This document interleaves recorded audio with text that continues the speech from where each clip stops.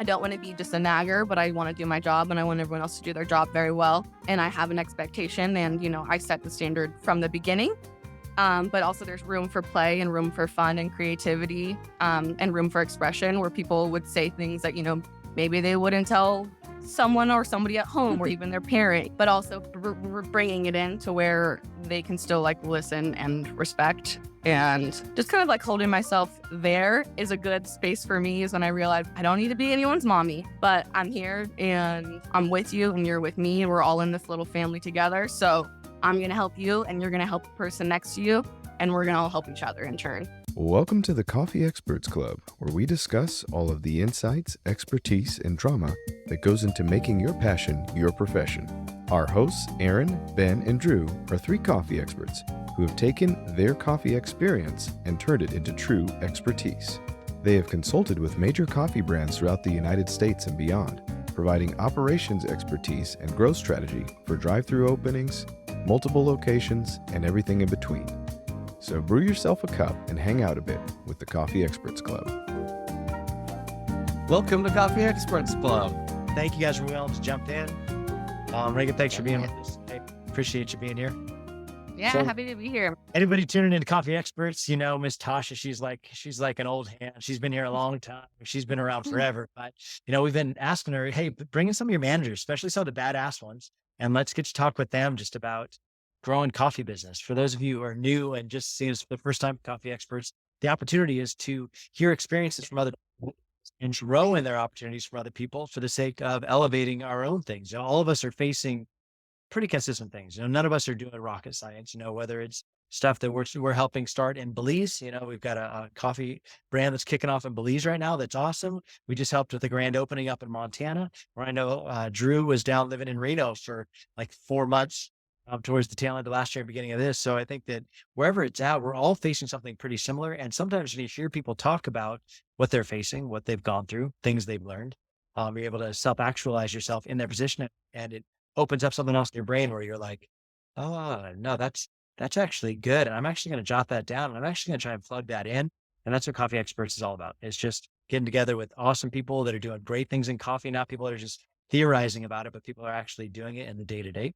And so that's what led us to Tasha and the powerful ladies down at Human Being Reno. And I know I get to hang out with Tasha every week for our L10 meetings. We do level 10 meetings from EOS, which is Entrepreneur's Operating System, from the book Traction by Gino Wickman. So we talk about all the different stands, but it's great to have Regan with us on just the stand that you lead. So let's hear from you, sister. So how long have you been managing? Kind of tell us about a little bit about your journey, how you came to start working with Human Being, and then how you escalated up in the company. Regan is amazing. She was somebody who moved up very, very fast with the company. So she is one, like she said, she's been working for the Bean less than 2 years. She's coming up on 2 years. And in that amount of time, she's already managing, which is just crazy. You don't usually hear that happen. She got in right at the perfect window where a stand had been opening up and the opportunity arose. She's a natural born leader. She's very, very driven. She holds her own in the stand. She knows what she should be doing. Everyone laughs because Regan can have 20 things going on in her head, and it's easier for her to just do it than to speak it out loud. So nobody asks her if she needs help. She'll just do it. And it's just that's just Regan. She'll dance around the stand. She does it all in her own groove. She was an assistant manager for less than 2 months, I want to say. We always knew on the back end what we were doing. And I had told Regan going into it, hey, we want to give you the assistant manager role. If we had an opportunity arise quickly, would you be able to, get up there and do it? And she was here for it. She's like, yeah, sure. And I don't think she understood exactly how quick we were talking, but it happened. It happened very fast. So yes, she took on our pyramid location within an assistant manager is 2 months, then jumped into managing and has been managing that stand since February. That is one of our top tier stands. It's fast paced. It is go, go, go. And it hits the ball running from the moment it got in there. That stand had not even been open for a year, I want to say, before Regan got into where she was. And so we were still dealing with turnover really, really high in that stand, still building a team in that stand, still building regulars in that stand. And we just needed somebody to take over and really own it and act like a home and get this base down to where it needed to be. And Regan has done just that. She's built up an awesome team. Her numbers are great. She's a strong leader and she seems happy doing what she's doing. So all around, it's just amazing over there. She's doing great things. Love it. So she's around for just a little while and you start seeing a lot of potential in her. Mhm. And you pull her straight into an assistant manager role. She started Pyramid or she started a different one, She may have trained at another stand, but pretty much her growth was all within Pyramid. which is rad, right? When you're starting. Like, I know Yeah. it's always some of the heartburn, Ben, right? Like when you're hiring in somebody new or you're bringing somebody and it's like, uh, you want to build that continuity, especially with a brand new stand. You're trying to build up your consistent customer base. And it's always a bummer when you have to pull somebody out and put them away because everybody's like, what happened to Reagan? So it's always cool when you're able to raise somebody from the baseline up, and get them to a spot. So I think that it's awesome that she started there. It's awesome that she continued there. And then that you saw that she was like, hey, this isn't just like somebody that's working as a barista. This is somebody that's going to help us with management too. So Totally. It's great for the customers to be able to see an employee when they first start going to a stand, like ascend the ladder. It helps just create that sort of cohesion with your customers and your regulars because they can be like, oh my gosh, I knew you when you're just a barista. Oh, you're a and the customer feels like they're growing with the people they know at the stand. I went through it when we opened Road 68, like went there and started as a manager or started as assistant and moved up to manager pretty quickly. And the customers were like, we love this location because they feel like they're a part of the family of the coffee shop, which really sort of creates that regular customer connection. And they keep coming back because they want to know about your lives.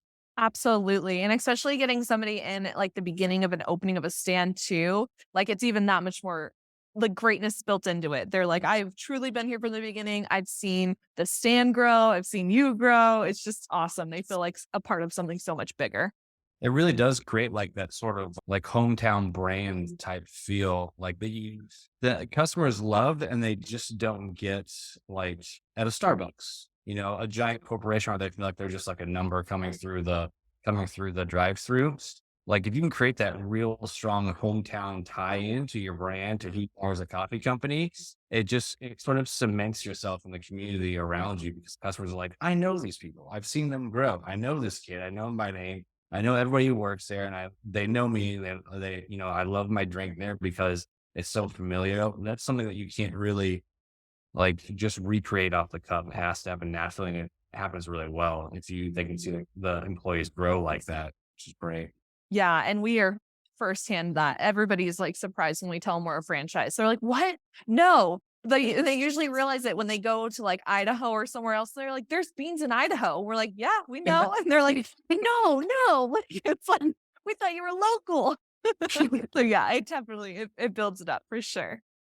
all I have to say is, Reagan, you did it. So just know this. Tasha thinks you're awesome. We talked about your journey of coming in as a baby barista in Pyramid and then really ascending as assistant manager and then to managing the store. So all those things, you're going to go down a road where you're talking about the swap from bartending into baristing and then maybe some of your journey. So tell us about that a little bit. Yeah, I think in most of my jobs, I've always kind of like quickly just escalated to management, which is it's easier. It's just way easier than, I'd rather just know everything that's going on. Like, I got it, guys. And it's so funny because during my interview with Tasha, I was like, I don't want to be a manager. And I was like, I just want to be a regular person. But it's almost like the people that are in the stand have all of the tools and all the access to already be ready to step up. And it's all the information is really there. And people need like a voice and they need a leader and someone that's just willing to be the voice of reason or someone that speaks for them even. So I was like, oh yeah, I'll just do that. It's always great if you can have a baseline. You're like, hey, I'm going to start them in maybe a slower store or a lower volume store or maybe a training store. Pretty much you got thrown into the wolves, sister, like that. Like Mhm. it's the top ballers within the chain, right? Like as far as Hubie and Reno goes, it's you and Moana duking it out every single, at least when I'm watching your scorecard every week, like sales, you and Moana are like neck and neck on fighting it out. How has it been growing up in a coffee culture of high volume? Not necessarily, you didn't really get to get your feet wet, right? Like you just jumped in both feet deep. I think I prefer it to, I can't really like stop moving. So I like to keep moving. And if there's ever a time where there's time to settle, there's always room for improvement or time to like use it to your advantage. But it's been really cool. But I also just feel really lucky because that was just this. I feel like I was gifted a really good stand.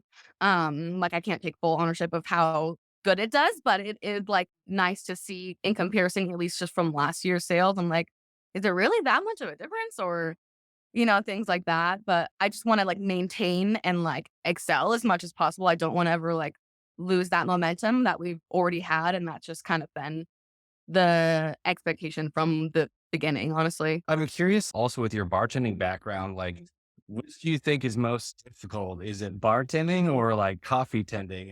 You know what? I would say it gave me really good people skills as far as like taking a situation down a couple notches, because Reno's a 24-hour town. So bars are like, and I would be the only person on staff in the room. So it's kind of like babysitting. But I was also like serving and cooking in the kitchen some days. So it's kind of like I'm used to just being like seeing eyes in every single corner of the room and watching what everyone's doing. And I can really get an eye for people's intention, which is just a really good skill to have, to be intuitive with people's needs and what they're actually trying to get or what they actually want without them saying it. Especially in coffee, like if you're like, hey, do you want to do this or do that? And they're like, I'm like, you don't have to do that. That's okay. Like you can have what you love and that's okay. Don't feel bad about that.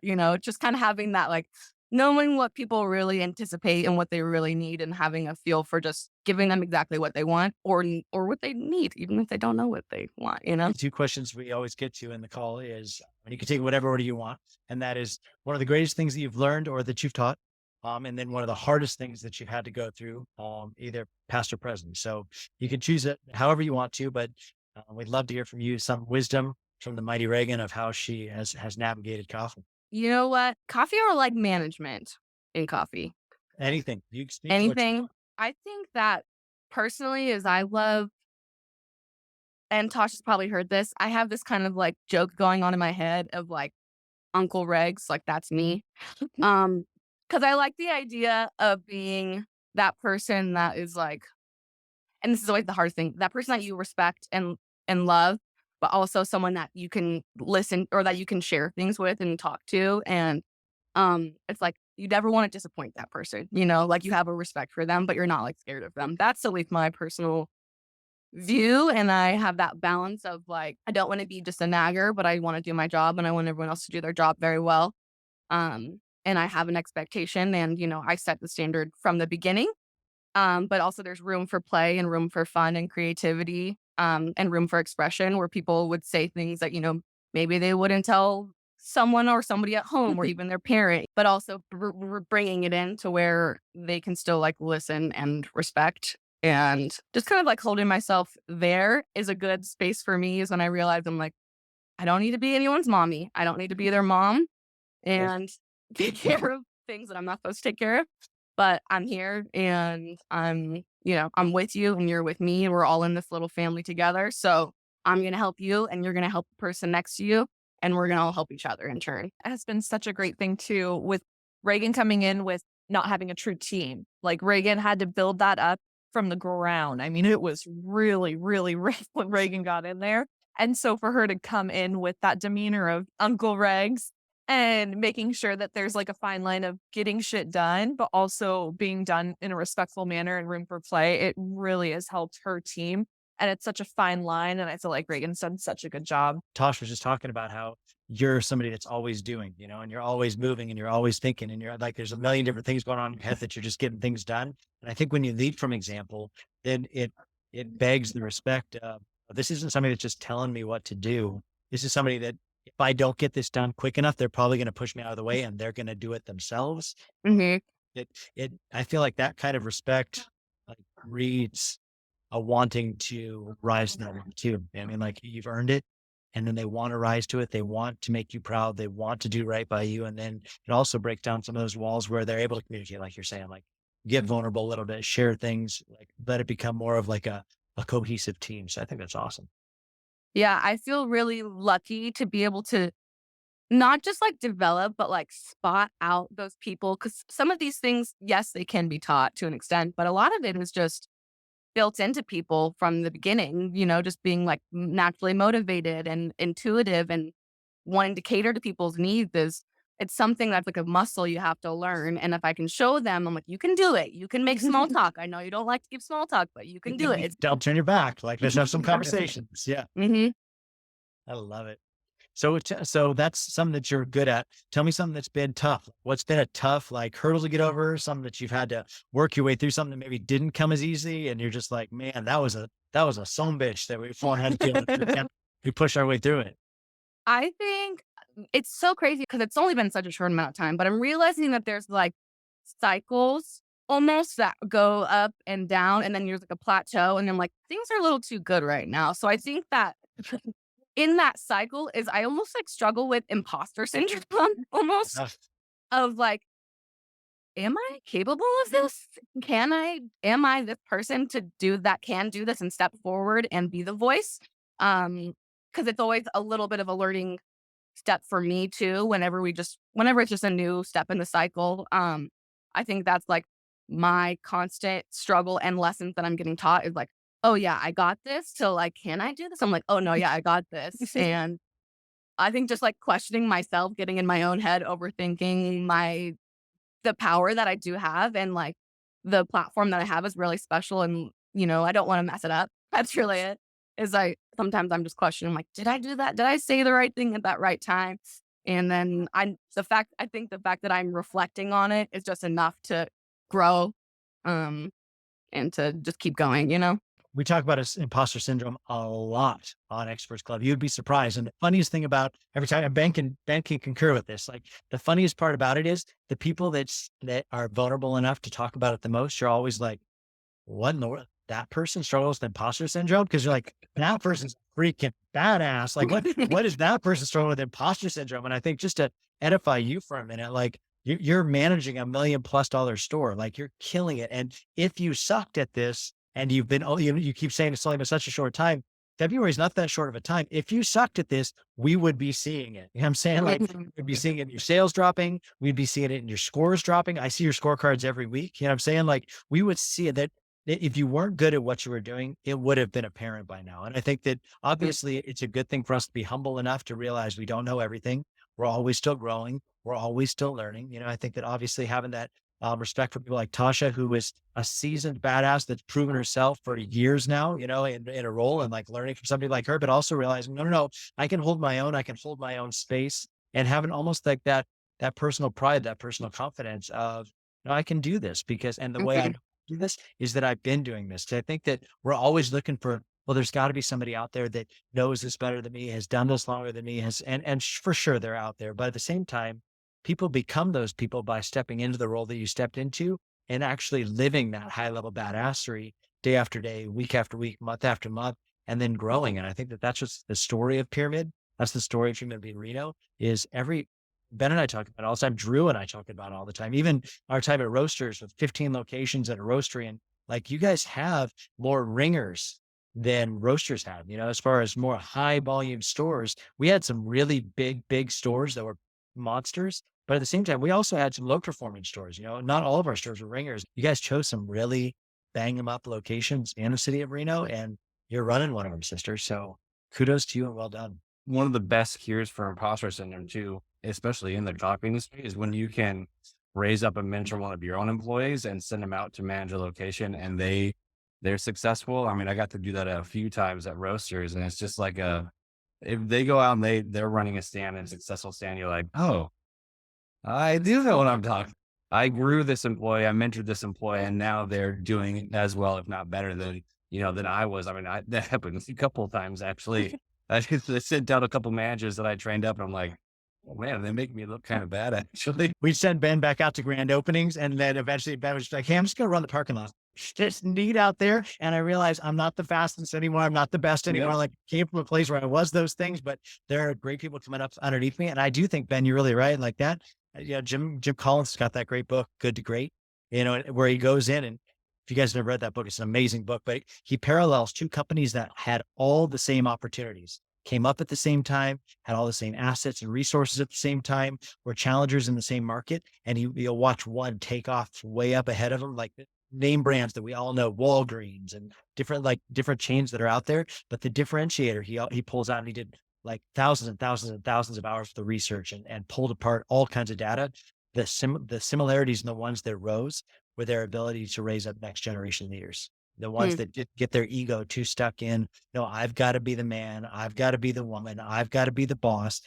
I'm going to always know. I'm going to always do. I'm going to always say, but somebody's like, no, no, no. I think Drew does this really, really well, where he's like, no, no, no. I'm going to empower other people. I'm going to teach everybody everything I know. And I'm going to mentor them and grow them in a culture where we can make them great. Cause that really is what makes companies step up far and away better than their competitors, is the ability to use up great leaders. And you're a great example of that. So. Yeah, I think training is absolutely the most important part of, because you can't really be that's your only time to be hands-on with your people, like right up in them. I always tell people, I'm like, when we're just training, we're Siamese twins. Like we are joined at the hip, and we're working together, so you can see how I do it and I can see how you do it. And then, that's what's really important to me, is like that training and getting it from the jump of like, this is how you treat the people. This is how you make their drinks. This is how you treat your coworkers, just kind of setting the general culture. Yeah. Really, really setting the culture of we're here to serve, right? Like obviously we all have a craft. We all want to be badass at our craft. We all want to put a good cup of joe out the window. That's what we're trying to be here to do. But at the same token, none of us have jobs if we don't make the customer feel special. None of us have jobs if we're not serving in a way that they want to come back every single morning, because we know their name, we know their drink, we knock it out every time for them. And so it's like you're saying, that comes by training. It's not just the craft of the training, but it's them mirroring you, watching the way that you're putting drinks out the window is powerful. And so I think you're right. Joined at the hip is a really good way to put that. So anyway, ladies, Human Being Reno ladies, so grateful to have you today. Thank you for coming on Coffee Experts. Ben, as always, excellent haircut. Thanks for being here for Coffee Experts, guys. We'll see you guys next. Bye, guys. Yeah. Thanks so much for joining us today. For those of you who are looking to become a coffee expert yourself, we offer an incredible, thorough training online for opening your first coffee drive-thru at www.myfirstdrivethru.coffee.